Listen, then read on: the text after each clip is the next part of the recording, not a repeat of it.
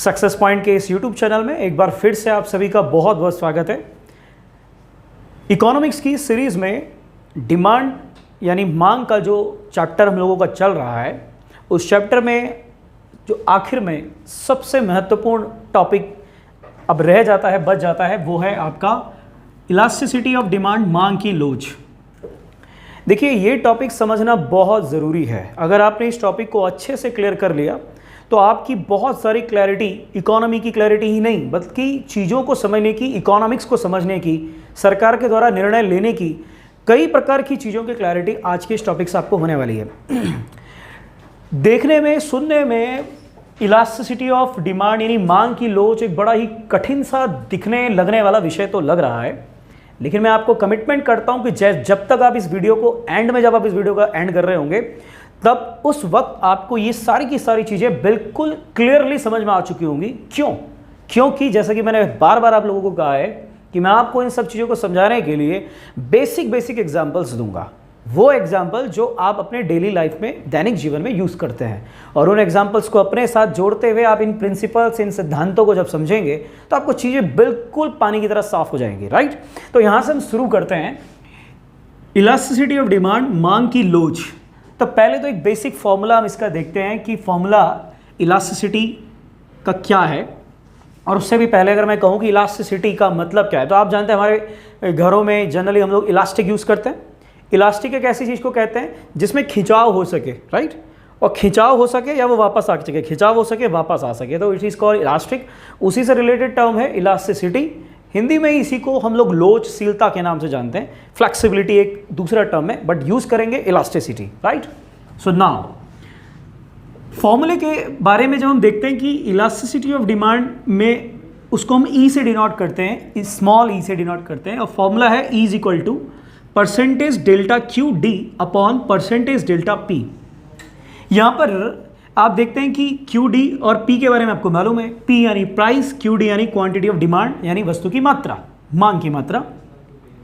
Delta के बारे में आप लोग जानते हैं, डेल्टा कहते हैं परिवर्तन को, डेल्टा डिनोट्स चेंज, राइट, यानी कभी भी किसी चीज़ में परिवर्तन के बारे में जब हम बात करते हैं तो हम सब डेल्टा से डिनोट करते हैं। अब परसेंटेज का मतलब है कि ये वैल्यू जो हम यहाँ पर रखते हैं इन स्थानों पर, वो परसेंटेज में रखी जाती है, यानी कि कोई क्वांटिटेटिव वैल्यू नहीं है, परसेंटेज वैल्यू है। और उन दोनों का यानी क्वांटिटी और डिमांड में जो परसेंटेज चेंजेस हुए हैं और प्राइस में जो परसेंटेज चेंजेस हुए हैं, उनका जो रेशियो है, उनका जो अनुपात है, वही अनुपात इलास्टिसिटी ऑफ डिमांड कहा जाता है। तो बहुत ही सामान्य तौर पर सिंपल सा फॉर्मूला है, E is equal to percentage delta Q D upon percentage delta P. तो इलास्टिसिटी ऑफ डिमांड का एक फॉर्मूला रखेंगे। एसएससी या बैंक टाइप के जो एग्जाम्स होते हैं वहाँ पर सीधे तौर पर कई बार फॉर्मूला पूछ लिया जाता है कि इलास्टिसिटी ऑफ डिमांड का फॉर्मूला इनमें से कौन सा है, तो आप बिल्कुल बेसिक सी बात याद रखिएगा। राइट, अच्छा, चूंकि यहाँ पे डिमांड की बात है इसलिए यहाँ पे क्यू डी की बात कर रहे हैं। जब आगे हम सप्लाई पढ़ेंगे तो वहाँ पे क्यू एस हो जाता है, बस। तो इस तरह से इलास्टिसिटी ऑफ डिमांड का ये फॉर्मूला हो गया। अब मानकर चलिए कि बाजार में या समाज में या देश में या किसी पर्टिकुलर सेक्टर में हम इलास्टिसिटी ऑफ डिमांड निकाल रहे हैं। राइट, उसके लिए हम इसी प्रकार के फॉर्मूले का इस्तेमाल करेंगे। इस फॉर्मूले का यूज करके कोई ना कोई वैल्यू तो आएगी। वो वैल्यू 1 से या तो कम होगी, 1 से या तो ज्यादा होगी, 1 के या तो इक्वल होगी, या वो 0 होगी, या वो इनफाइनाइट होगी। ये 5 ही तरह की वैल्यूज आ सकती हैं। इन्हीं 5 तरह की कंडीशन होती है, और इन्हीं 5 तरह की कंडीशंस को समझते हुए हम लोगों को इलास्टिसिटी को समझना है। हर एक कंडीशन में मैं आपके सामने एक एग्जांपल भी दूंगा। कैडी, अगर हम कह रहे हैं कि इफ ई ग्रेटर देन 1, इसका मतलब है कि ई का जो वैल्यू है वो 1 से ज्यादा अगर हो जाए तो उसे हमने कहा इलास्टिक डिमांड यानी लोचदार मांग। फॉर्मूले पे जाइए, थोड़ा मैथमेटिकल माइंड को बनाइए अपने। ई ग्रेटर देन 1, ई का वैल्यू 1 से ज्यादा कब होगा, यानी कि ये जो वैल्यू होगी ये 1 से ज्यादा कब होगी, जब ऊपर वाली वैल्यू ज्यादा हो नीचे वाली वैल्यू से। राइट, यानी न्यूमरेटर जो है वो डिनोमिनेटर से ज्यादा हो। तब आप जानते हैं कि प्राइस का जो चेंजेस परसेंटेज है वो कम होना चाहिए और डिमांड का परसेंटेज ज्यादा होना चाहिए, तब ई की वैल्यू 1 आएगी। इसका मतलब हो गया कि वो जिस वस्तु के लिए ई की वैल्यू 1 से ज्यादा है वह वस्तु कहलाएगी इलास्टिक डिमांड वाली वस्तु। मैं आपको साइड पे ग्राफ दिख रहे होंगे, उस ग्राफ से भी अभी समझाऊंगा, फिलहाल आप सब सीधा मोटा मोटी समझिए, उसे हम कहेंगे इलास्टिक डिमांड। यहीं पर मैं आपको इलास्टिक डिमांड को कवर कर देता हूं, ठीक है, समझते हैं। देखिए, कोई ऐसी वस्तु जिसको आप प्राइस फैक्टर के कारण कम या ज्यादा कर सकते हैं खरीदने के पर्पज में, अगर मैं कहूं कि यानी कि अगर वो वस्तु सस्ती है तो आप उसे ज्यादा खरीदेंगे, वह वस्तु अगर महंगी है तो आप उसे कम खरीदेंगे। तो वस्तु के मूल्य में वृद्धि होने पर आप उसकी डिमांड को घटा देते हैं, या वस्तु के मूल्य में कमी यानी प्राइस डिक्रीज होने पर आप उसकी मांग को बढ़ा देते हैं। यानी जिस वस्तु की मांग या डिमांड प्राइस पर डिपेंड करती है, मूल्य पर निर्भर करती है, मूल्य ज्यादा डिमांड कम, मूल्य कम डिमांड ज्यादा, तो सीधा सा मतलब है कि यहां पर जो डिमांड है वो अपने प्राइस के अकॉर्डिंगली इलास्टिक है, राइट। और ऐसी वस्तुएं जो प्राइस से इफेक्टेड होती है, प्राइस जिनके डिमांड को अपलिफ्ट या डाउनवर्ड ऊपर नीचे करता है, ऐसी वस्तुएं इलास्टिक गुड्स कहलाती हैं। उदाहरण भी दे देते हैं आपका यहीं पे। एग्जाम्पल के तौर पर लग्जरियस आइटम्स की हम बात करते हैं, ओके। लग्जरियस आइटम्स हिंदी में जिसको हम विलासिता की वस्तुएं कहते हैं। आप जानते हैं कि कुछ वस्तुएं, विलासिता की वस्तुएं हर आदमी चाहता है खरीदना, लेकिन मूल्य ज्यादा होने के कारण नहीं खरीदता। उदाहरण, गर्मियों का अगर मौसम है तो हर आदमी चाहता है कि उसके घर में एसी लग जाए, राइट, एसी कमरा हो, बट हर आदमी एसी नहीं लगाता। क्यों? एसी महंगा है तो नहीं खरीदते। एसी के कंपैरिजन में हम लोग उसका सब्स्टिट्यूट भी आ रहा है, देखो सब्स्टिट्यूट, कूलर ले लेते हैं। गेटिंग? कूलर भी अगर नहीं खरीद सकता कोई पर्सन तो वो और नीचे आ जाता है, पंखा ले लेता है। लेकिन याद रखिए, अगर पंखा या कूलर के इक्वलेंट अगर एसी का प्राइस हो जाए तो प्राइस घटते ही हम एकदम से उसकी डिमांड बढ़ा देंगे। यानी हर आदमी, मान लिया जाए कंपनियों ने, मान ली किसी कंपनी ने कहा कि एक दिन के लिए एसी का रेट बिल्कुल कूलर के रेट के बराबर अगर कंपनी कर दे, तो आप बताइए क्या होगा बाजार में, यस या नो। तो यानी कुछ ऐसी वस्तुएं, खासतौर पे जो लग्जरियस गुड्स हैं, उनकी डिमांड प्राइस पर निर्भर करती है। यानी प्राइस ज्यादा होगा तो उनकी डिमांड कम हो जाएगी, और प्राइस अगर जैसे ही उनका कम होगा उनकी डिमांड बढ़ जाएगी। तो उनकी जो डिमांड है वो फ्लक्चुएट कर रही है, और उस तरह की वस्तुओं को हम लोग इलास्टिक डिमांड गुड्स कहते हैं। ऐसी और भी कई सारी वस्तुएं हैं जिनके बारे में आगे चर्चा करूंगा। दूसरी वस्तु, आई थिंक इलास्टिक डिमांड से इनइलास्टिक डिमांड का कॉन्सेप्ट क्लियर हो रहा होगा। कुछ वस्तुएं ऐसी होती हैं जिनमें ई का वैल्यू, यानी ई लेस देन 1 है। लेस देन 1 का मतलब क्या है? ई का वैल्यू 1 से कम कब आएगा? पॉइंट में कब आएगा? तब आएगा जब नीचे वाला वैल्यू ज्यादा होगा और ऊपर वाला वैल्यू कम होगा, करेक्ट। और उससे ई का वैल्यू 1 से कम आएगा, यानी इलास्टिसिटी 1 से नीचे आ गई। इसका मतलब है कि वो गुड्स इन इलास्टिक डिमांड यानी बेलोजदार मांग वाली वस्तुएं हो जाएंगी। क्या मतलब है इस बात का? इसका वही सीधा सा मतलब है जो आप समझ रहे हैं कि ऐसी वस्तुएं भी होती हैं जिन वस्तुओं की डिमांड यानी मांग प्राइस के बढ़ने या घटने पर भी कम ज्यादा नहीं होती। यानी प्राइस बढ़ जाए तो भी आप खरीदते हैं, प्राइस अगर घट जाए तो भी लगभग उतना ही खरीदते हैं, प्राइस बहुत ज्यादा बढ़ जाए तो भी लगभग उतना खरीदते हैं। एग्जांपल ले लेते हैं, फूड आइटम्स को भी छोड़ दीजिए, नेसेसरी गुड्स जिसको हम लोग कहते हैं आवश्यक वस्तुएं, राइट। आवश्यक वस्तुओं में लाइक फूड आइटम्स की मैं बात करता हूं, खाने पीने की वस्तुओं की बात करता हूं। उसके अलावा जैसे मेडिसिन, मान लो कोई आदमी बीमार है, उसकी मेडिसिन आती है हर महीने की। आप बताइए कि अगर उन मेडिसिन का या खाद्य वस्तुओं में आटा, चावल, बहुत ही बेसिक आइटम मैं बता रहा हूं, इनके अगर रेट बढ़ जाएं, गेटिंग, तो क्या करोगे आप? क्या आप उनकी डिमांड को बहुत कम कर दोगे जैसे आप लग्जरियस आइटम्स में करते हो? अगर मान लिया जाए आटे का रेट आज अगर 25 रुपए किलो है या 28 रुपए किलो है, या अच्छा खाते हैं 30 रुपए किलो है, और आप 4 रोटी खाते हैं, तो आटा अगर 30 रुपए से बढ़कर 60 रुपए किलो भी हो जाएगा, तो क्या आप रोटी 4 की जगह 2 कर देंगे? नहीं करेंगे। 60 रुपए किलो में भी 4 रोटी खाएंगे। और अगर 30 रुपए किलो का वो आटा आधा हो जाए 15 रुपए किलो, तो क्या आप 4 की जगह 8 रोटी खाएंगे? नहीं, तब भी 4 ही खाएंगे। तो रेट के बढ़ने या घटने से आपकी मांग प्रभावी नहीं हो रही है। क्यों? क्योंकि आपके लिए प्राइस इज नॉट इंपॉर्टेंट, आपके लिए गुड इंपॉर्टेंट है। यहां प्राइस का महत्व तो नहीं है, वस्तु का महत्व है, क्योंकि वो आवश्यक वस्तु है। मेडिसिन के साथ भी ऐसे ही कॉन्सेप्ट है। अगर किसी व्यक्ति की किसी चीज की दवाई आती हो, रेगुलर बेसिस पर उसको हर दवाई को खाना पड़ता, हर महीने, हर दिन, वस्तुओं को यानी दवाइयों के रेट बढ़ने के बावजूद भी उसको खरीदना ही होगा। तो इस तरीके की जो वस्तुएं होती हैं उन्हें हम कहते हैं नॉन इलास्टिक गुड्स, यानी बेलोचदार वस्तुएं। आई होप कि आपको बेलोचदार वस्तुएं भी समझ में आ गया होगा, राइट। तीसरा जो वस्तु है E is equal to 1, E is equal to 1 कब आएगा?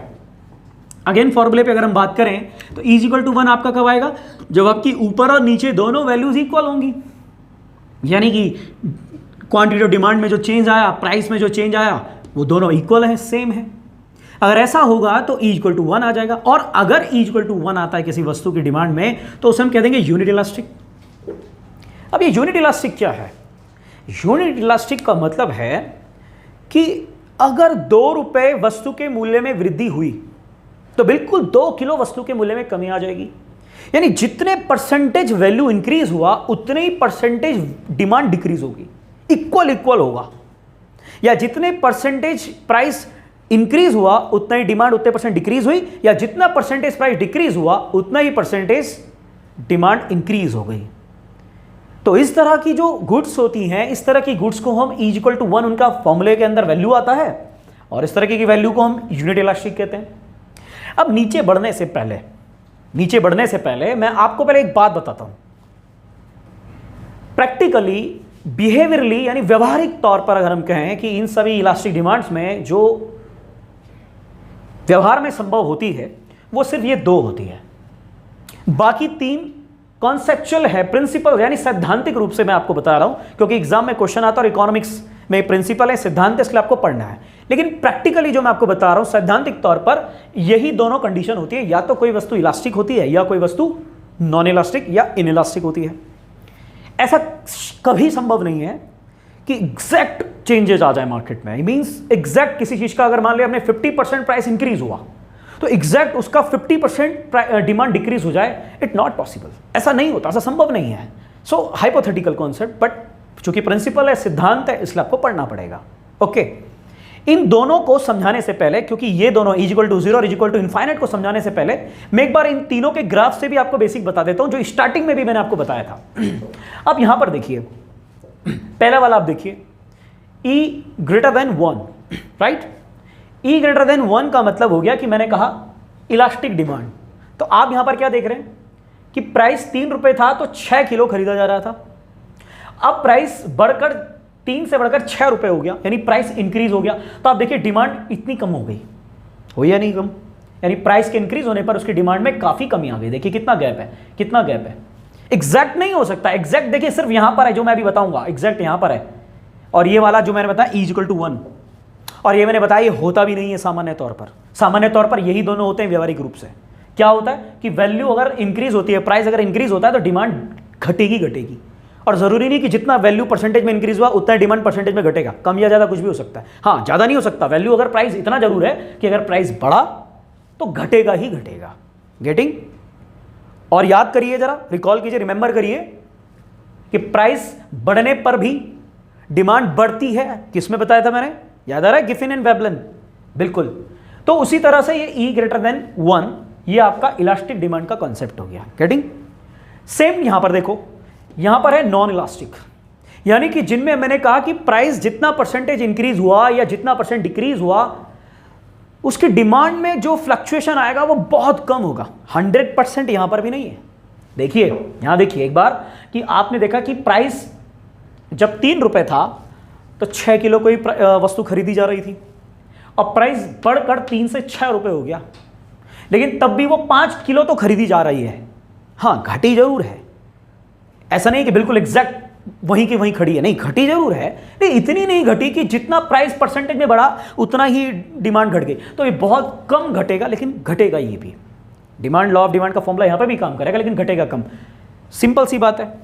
तो इस तरह से जो है यहां पर इसका जो कर्व आप देख रहे हैं वो ऐसा बनेगा। बिल्कुल देखो, इसके बीच में गैप बहुत कम है। ट्रायंगल देखेंगे आप कि कर्व के बीच में ट्रायंगल देखो कितना कम है। ये देख रहे हैं आप स्पेस, अगर मैं कहूं ये वाला कितना कम स्पेस है, और इस वाले में देखो कितना ज्यादा स्पेस है। ये इलास्टिसिटी को बताता है। समझ में आ रहा है? तीसरी बात जब हम कर रहे हैं, तीसरा जो मैंने इलास्टिसिटी 1 के बारे में बताया या यूनिट इलास्टिक के बारे में बताया, तो यहां यूनिट का मतलब क्या? Equal to 1। Up and down दोनों वैल्यू, ऊपर वाली भी और नीचे वाली भी इक्वल होनी चाहिए। यानी कि अगर आप देखेंगे कि 2 रुपए वस्तु अगर कोई थी और 6 किलो खरीदा जा रहा था, तो 3 रुपए पर 5, 4 रुपए पर 4, 5 रुपए पर फिर 3, 6 रुपए पर 2। बिल्कुल ऐसा हो गया। एग्जैक्ट जितना परसेंटेज बढ़ा उतना परसेंटेज डिमांड घट रही है। और इसीलिए देखेंगे आप इसका कर्व बिल्कुल, वो थोड़ा बनाने में प्रॉब्लम है, नहीं तो उसका कर्व बिल्कुल ऐसे बनता है, इस शेप का। और इस शेप का कर्व बनने वाली चीज व्यवहारिक तौर पर नहीं होती है, इसलिए मैंने आपको पहले ही बता दिया। अब जो हम बात करने वाले हैं वो है इन दोनों के बारे में। इनका ग्राफ मैं भी आपको बना के दिखाऊंगा, फिलहाल मैं आपको बता देता हूं, पहले एक्सप्लेन कर लेता हूं। E is equal to zero से ही समझ में आ रहा है, E is equal to zero. E यानी इलास्टिसिटी क्या है, जीरो है ही नहीं इलास्टिसिटी, खत्म है। इलास्टिसिटी नाम की चीज ही नहीं है, फ्लक्चुएशन ही नहीं है। किसमें, डिमांड में। यानी प्राइस कितना बढ़ जाए कितना घट जाए, डिमांड जितनी है उतनी ही रहेगी।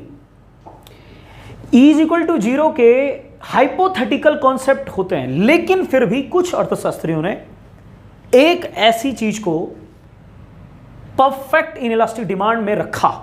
आप सोचिए अपने माइंड में तब तक कि ऐसी कौन सी चीज होगी जो कितनी भी महंगी हो जाए या कितनी भी सस्ती हो जाए, आप उतना ही डिमांड करोगे जितने की उसकी महंगे या सस्ते में करोगे। और वो चीज है, बता देते हैं आपको, नमक। नमक एक ऐसी चीज मानी गई है कि अगर बहुत महंगी भी हो जाए तब भी आप खरीद कर उतना ही कंज्यूम करोगे जितना अगर फ्री में मिल जाए तब भी उतना ही कंज्यूम करोगे। गेटिंग? तो यहां पर E is equal to zero का मतलब हो गया कि परफेक्ट इनइलास्टिक, यानी इलास्टिसिटी का कोई चांस ही नहीं है। प्राइस कुछ भी कर लो, demand always be same. Getting? और ये बिल्कुल एक और हाइपोथेटिकल मैंने आपको बता दिया। E is equal to infinite, बताओ E यानी इलास्टिसिटी, इनफाइनाइट यानी अनलिमिटेड इलास्टिसिटी है, इसे कहते हैं परफेक्ट इलास्टिक। इसका मतलब यह है कि कोई चीज जब खरीदी जाती है तो एक फिक्स प्राइस पर खरीदी जाएगी, उसका प्राइस अगर जरा भी अप या जरा भी डाउन होता है तो उसकी डिमांड इनफाइनाइट इंक्रीज या इनफाइनाइट डिक्रीज हो जाएगी। और सीधे तौर पर इस चीज को भी हम हाइपोथेटिकल में कहते हैं। और आई एम सॉरी, अर्थशास्त्री अभी तक इसका कोई एग्जांपल नहीं ढूंढ पाए, क्योंकि हम लोग ऐसी कोई चीज यूज ही नहीं करते। तो इन दोनों को भी मैं ग्राफ से आपको समझाता हूं, इन दोनों को मैं ग्राफ आपके बीच में बनाता हूं। ओके, तो देखिए आप, मैंने आपके सामने दो ग्राफ तैयार कर दिए है, एक इज इक्वल टू जीरो का और एक इज इक्वल टू इनफाइनाइट का। राइट? आप देख रहे हैं दोनों ग्राफ बहुत डिफरेंट टाइप के हैं, पर बहुत इंपॉर्टेंट है इकोनॉमिक कॉन्सेप्ट समझने के लिए, और एग्जाम प्रोस्पेक्ट से भी ये बहुत महत्वपूर्ण है। मैं बताऊंगा आपको क्वेश्चन कैसे रेज हो सकता है इसमें। E is equal to zero का मतलब मैंने अभी आपको बताया कि E इलास्टिसिटी, E मतलब इलास्टिसिटी जीरो हो गई। जीरो इलास्टिसिटी का मतलब हो गया कि आप एग्जाम्पल से समझो, देखो मान लो 1 रुपए की कोई वस्तु की कीमत है, तब भी आपको उसे 4 किलो खरीदना पड़ रहा है। समझ में आ गया? 2 रुपए भी अगर उसका रेट हो जाए तब भी आपको उतनी ही खरीदनी पड़ रही है, 3 रुपए हो जाए तब भी उतनी खरीदनी पड़ रही है, 4 हो जाए तब भी उतनी खरीदनी पड़ रही है। यानी प्राइस कितना भी इंक्रीज होता चला जाए, डिमांड कांस्टेंट है। E है ही नहीं, इलास्टिसिटी है ही नहीं, डिमांड में कोई फ्लक्चुएशन ही नहीं है। यानी कि वो चीज इतनी महत्वपूर्ण, इतनी इंपॉर्टेंट है कि प्राइस इफेक्ट करना भी चाहेगा तो भी नहीं कर सकता, क्योंकि हमें चाहिए ही चाहिए। और उसी में एक एग्जांपल, जैसे कि मैंने एक मात्र बताया, नमक को अगर हम ले, वैसे नमक भी कोई बेस्ट एग्जांपल नहीं है, मतलब जो इसके मिलता जुलता एग्जांपल है, कई जगह आपको मिल जाएगा और कंफ्यूज करेगा, इसलिए मैंने पहले ही आपको बता दिया। अदरवाइज ये भी एक हाइपोथेटिकल कॉन्सेप्ट है। इसका मतलब ये है कि प्राइस चाहे कितना भी बढ़ जाए, डिमांड बिल्कुल इफेक्टेड नहीं होगी। जीरो हो गया, करेक्ट हो गया। यानी कि अच्छा एक बार बताएंगे जीरो कब होगा, यानी कि अगर जो फॉर्मूला था E is equal to percentage delta Q D upon percentage delta P. अब आप जानते हैं कि जीरो कब होगा, जब ऊपर वाली वैल्यू क्या हो जाए, जीरो हो जाए सीधे तौर पर। इसका मतलब है कि यहां पर प्राइस में जितना भी चेंजेस कर लो, जितना भी चेंजेस कर लो, ऊपर की वैल्यू जीरो है, सो दैट जीरो वैल्यू आ गई, E equal to zero. Getting something? तो ये हो गया आपका क्वांटिटी ऑफ गुड्स में एक प्रकार से, इसको क्या कहा हमने, परफेक्ट इलास्टिक डिमांड। गेटिंग? और जो दूसरा कॉन्सेप्ट था हमारा, E is equal to infinite. E यानी इलास्टिक, इलास्टिसिटी इनफाइनाइट हो जाएगी। इलास्टिसिटी जो है प्राइस फ्लक्चुएट करते इनफाइनाइट हो जाएगी। देखिए कैसे। अच्छा, इनफाइनाइट कैसे आएगा? आप जानते हैं कि कोई भी वैल्यू अगर ऊपर है और नीचे से जीरो अगर आ जाए, तो जीरो से अगर हम किसी चीज को डिवाइड करते हैं तो इनफाइनाइट आ जाता है सीधे तौर पर। तो यानी कि यहां पर क्या है कि प्राइस बिल्कुल भी चेंज नहीं करना है। अगर प्राइस हल्का भी चेंज हो जाएगा तो आपकी डिमांड इनफाइनाइट हो जाएगी। एग्जांपल देखिए, आप देख रहे हैं कि कोई भी चीज 1 किलो खरीदी जाए, चाहे 2 किलो खरीदी जाए, चाहे 3, 4, 5, 6 कितनी भी खरीदी जाए, एक पर्टिकुलर प्राइस पर ही वो उतनी खरीदी जाएगी। 4 रुपए मान लो, मैंने एग्जांपल ले लिया कि 4 रुपए अगर उस वस्तु का फिक्स वैल्यू होना चाहिए, और उसी 4 रुपए पर 1 किलो, 2 किलो, 3 किलो जितना मर्जी आप खरीदो, लेकिन उसी 4 रुपए पर होना चाहिए। और इस ग्राफ के अकॉर्डिंगली अगर मैं कहूं कि अगर मैंने 4 रुपए को जरा भी बढ़ाकर 5 कर दिया तो ये सब जीरो हो जाएगा, या अगर जरा भी मैंने इस 4 रुपए को घटाकर 3 कर दिया तो ये इनफाइनाइट इंक्रीजमेंट हो जाएगा। जो व्यक्ति एक खरीदेगा वो इनफाइनाइट खरीदेगा। अब आप समझ सकते हैं कि एक प्रिंसिपल थॉट है, क्योंकि फॉर्मूला है तो फॉर्मूले के अकॉर्डिंग ही बनाना सैद्धांतिक तौर पर जरूरी था, एग्जाम ओरिएंटेशन के लिए जरूरी है, अदरवाइज सैद्धांतिक तौर के अलावा व्यवहारिक तौर पर ऐसा देखने को नहीं मिलता। आई थिंक नहीं मिल सकेगा आगे फ्यूचर में भी, बट एक सिद्धांत है जो हमें पढ़ना पड़ता है। तो इस तरह से ये आप 2 ग्राफ देख रहे हैं। अब इकोनॉमिक्स में एग्जाम में क्वेश्चन कैसा आता है, मैं आपको एक बेसिक एग्जांपल देता हूं। ये अच्छा देखिए, मैं इसको बताने से पहले एक बात और बता देता हूं। आप देखेंगे कि मैंने पीछे ये बना, एक में थोड़ा यूं बना और एक में यूं बना। ये क्या है? ये कर्व है, ये डिमांड कर्व है। ये वाला हमने देखा था डिमांड कर्व, इस तरीके का जो थोड़ा झुकावा ज़्यादा है, जो जिसका एंगल स्ट्रेट से थोड़ा ज़्यादा है। स्ट्रेट अगर मैं बनाऊँ ये, यानी एंगल ज़्यादा है। ये कौन सी डिमांड थी? ये थी आपकी इलास्टिक डिमांड, ठीक है। ये थोड़ा कम झुका हुआ है, आप देखिए इसका एंगल कम है, तो ये नॉन इलास्टिक डिमांड थी या नहीं थी? और ये जो तीसरा वाला था, ये बिल्कुल अर्धचंद्राकार जिसे हम कहते हैं, हाफ मून शेप जो था, ये क्या थी? ये यूनिट इलास्टिक थी। इसी तरीके से यहां डिमांड कर्व कौन से हैं? इन दोनों ग्राफ में डिमांड कर्व कौन से हैं? तो आप देख रहे हैं कि E = 0 में डिमांड कर्व कैसा बना? स्ट्रेट बना, यस या नो? और E = इनफाइनाइट में डिमांड कर्व कैसा बना? बिल्कुल ऐसे बेसलाइन की तरह बना।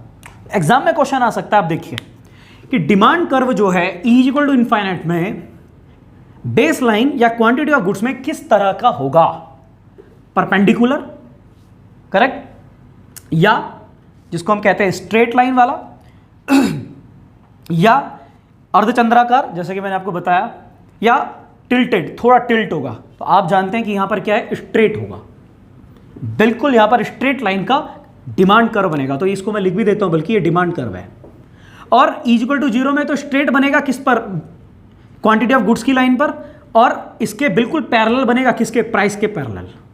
कुछ भी क्वेश्चन पूछ लो, अगर आपके माइंड में ग्राफ क्लियर है तो फिर किसी भी तरीके का क्वेश्चन हो आप बिल्कुल इजीली कर लेंगे। और इसमें क्या है? इसमें आप देख रहे हैं कि सीधे तौर पर जो डिमांड कर्व है, ये डिमांड कर्व परपेंडिकुलर किसके? प्राइस की लाइन के, और पैरेलल किसके? क्वांटिटी ऑफ गुड्स की लाइन के। तो परपेंडिकुलर और पैरेलल यानी लंबवत और समानांतर का कॉन्सेप्ट है। इस कॉन्सेप्ट में जिस भी प्रकार का प्रश्न बन जाए आप दे सकते हैं। तो ये डिमांड टॉपिक का एक बहुत ही महत्वपूर्ण इलास्टिसिटी ऑफ डिमांड का टॉपिक था। इसमें यहीं पर मैं आपको एक बात और जोड़ देता हूं कि गुड्स के बारे में तो आपको समझ में आ गया।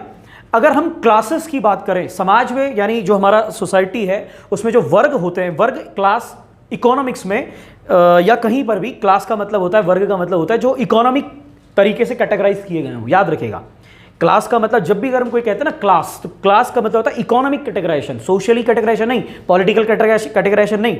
उसका वर्गीकरण जब आर्थिक रूप से होगा तभी हम उसे क्लास कहेंगे या वर्ग कहेंगे, राइट? तो एक वर्ग के रूप में जब हम बात करेंगे समाज में वर्ग के रूप में, तो उनकी डिमांड क्या होती है? यहां पर इसको भी मैं कर देता हूं, अगली वीडियो बनाने से ज्यादा बेहतर है, इसको मैं यहीं पे हल्का सा क्लियर कर देता हूं। 3 वर्ग हमारे समाज में है, ओके? हायर कैटेगरी जिसको हम उच्च वर्ग कहते हैं, मिडिल क्लास यानी मध्यम वर्ग जिसको हम कहते हैं, और लोअर क्लास जिसको हम निम्न वर्ग कहते हैं। ये 3 आधारों पर, उनमें भी वैसे सब कैटेगरी होती है। जैसे मिडिल क्लास में भी हायर मिडिल, लोअर मिडिल, निम्न मध्यम वर्ग जिसको हम कहते हैं। तो वो अलग अलग कैटेगरी है। मैं अभी इनको 3 कैटेगरी में ही मोटा मोटी तोड़ रहा हूं, और उनमें भी मैं हार्ड एंड फास्ट ऐसे नहीं कह रहा हूं कि किसको कितनी इनकम वाले को जो है हम हायर कैटेगरी में रखें या किसको मिडिल क्लास को। अभी मैं एक मोटा मोटी शेप आपके सामने रख रहा हूं। हायर क्लास जो कैटेगरी के लोग हैं या फैमिलीज हैं, उनकी डिमांड कैसी होगी? सोचिए, उनकी डिमांड इलास्टिक होगी या नॉन इलास्टिक होगी? कभी भी इस तरीके का प्रश्न हो तो अपने माइंड में एग्जांपल से सोचिए। मान लीजिए कोई बहुत बड़ी फैमिली, अमीर फैमिली है, क्या उसको किसी वस्तु को खरीदना है, प्राइस इंपैक्ट डालेगा उसकी डिमांड पर? क्या ऐसा हो सकता है कि अगर मुकेश अंबानी का परिवार है या टाटा का परिवार है, वो टमाटर, प्याज, सब्जी या कोई ऐसी चीज जो है प्राइस ज्यादा होने पर नहीं खरीदेगा, कि कम कर देगा कि महंगी है नहीं खरीदता हूं? इसका मतलब सीधे तौर पर हायर क्लास के जो ग्रुप होते हैं उनकी डिमांड ऑलवेज नॉन इलास्टिक होती है, राइट? क्योंकि उनकी जो डिमांड है वो प्राइस से कोई फ्लक्चुएशन नहीं करती, महंगा हो या सस्ता हो उनको कोई इफेक्ट नहीं पड़ता। उन्हें जो खरीद रहा है वो खरीदते हैं, उनकी जो डिमांड है उसे वो पूरा करते हैं। समझ में आया? तो हायर क्लास की डिमांड कैसे हो गई? Non elastic. दूसरा वर्ग है, बहुत बड़ा समुदाय है, मध्यम वर्ग। मध्यम वर्ग की डिमांड कैसी होगी बताइए? बिल्कुल अपने आप से सोचिए, अगर आप मध्यम वर्गीय परिवार के सदस्य हैं, कि price is very important for middle class, yes या नो। तो वस्तु का मूल्य डिमांड को बहुत फ्लक्चुएट करता है मिडिल क्लास में, इसलिए मिडिल क्लास जो है, मध्यम वर्ग जो है, उसकी डिमांड कैसी है? बिल्कुल इलास्टिक है, यस या नो, लोचदार मांग है। प्राइस बढ़ेगा तो हम डिमांड घटा देते हैं, प्राइस घटेगा तो हम डिमांड को बढ़ा देते हैं। और तीसरा वर्ग जो आता है वो है लोअर क्लास। इसमें बड़ा कंट्राडिक्शन कई बार लोगों को होता है कि लोअर क्लास की डिमांड क्या होगी। तो देखिए, लोअर क्लास की डिमांड अर्थशास्त्रियों ने लोअर क्लास यानी निम्न वर्ग की डिमांड को नॉन इलास्टिक डिमांड में रखा। आपको मैंने गिफिन में एक एग्जांपल दिया था, बिल्कुल उस एग्जांपल को भी ध्यान में रखिए। लोअर क्लास का क्या है कि वो लोग अपनी जो उनकी डिमांड है वो लोअर क्लास इंफीरियर गुड्स को परचेस करके भी पूरी कर लेते हैं, वो कहीं कोई कमी नहीं रखते, और उसके अलावा अपने जीवन यापन के लिए वैसे भी वो इंफीरियर गुड्स का ही यूज़ करते हैं, जो काफ़ी हद तक सस्ती और सरकारी अनुदान प्राप्त वाली होती है। हर देश में लगभग ऐसा ही है। तो इसलिए जो है लोअर क्लास अपनी डिमांड को लगभग फुलफिल कर लेता है, और लग्जरियस आइटम्स की तरफ वो देखता नहीं है। तो उसकी जो गुड्स बेसिकली नीड होती है वो नेसेसरी गुड्स होती है, आवश्यक वस्तुएं होती है, और उनकी डिमांड को हमेशा वो फुलफिल कर ही लेता है in any how. In any how का एग्जाम्पल गिवन गुड्स में आप देखिए। तो इस तरह से जो है लोअर क्लास की डिमांड भी क्या हो गई, कैसी हो गई? Non elastic. तो तीन कैटेगरी, हायर क्लास और लोअर क्लास, दोनों की नॉन इलास्टिक डिमांड, और मिडिल क्लास की डिमांड टोटली इलास्टिक, लोचदार। तो इस तरह से मांग का जो पूरा चैप्टर हम लोगों का लगातार आप लोग देख रहे हैं, पिछली 3 वीडियो आप इसमें जो अपलोड हुई हैं उसको भी जरूर आप देखिएगा, ताकि आपको पूरा चैप्टर अच्छे से क्लियर हो जाए। और इसी तरीके से इलास्टिसिटी ऑफ लोच का जो टॉपिक इस वीडियो में आपने पढ़ा, इसको भी एक बार ढंग से आप लोग पढ़िएगा, और साथ ही साथ इससे बनने वाले जो क्वेश्चन होंगे उनकी भी प्रैक्टिस करिएगा। और इसके बाद जो मांग के टॉपिक के बाद एक पूर्ति का यानी सप्लाई का चैप्टर मैं स्टार्ट करूंगा, उसमें मैं अगली वीडियो में आपको समझाऊंगा, दोनों को एक साथ जोड़ते हुए। तो आई होप कि आपको ये पूरा लेक्चर समझ में आया होगा। ये वीडियो में जो भी बातें मैंने कही आपको पसंद आई होंगी, अगर आई हैं तो लाइक ज़रूर कीजिएगा, उससे हमारा उत्साहवर्धन होता है, ताकि अगली वीडियो में मैं बहुत और इंपॉर्टेंट और इंटरेस्टिंग फैक्ट के साथ आप लोगों से बात करूं। और अपने फ्रेंड्स के साथ भी इसे शेयर करना मत भूलिए, और सब्सक्राइब करना तो बिल्कुल भी मत भूलिए। तब तक के लिए आप सभी लोगों को बहुत बहुत धन्यवाद।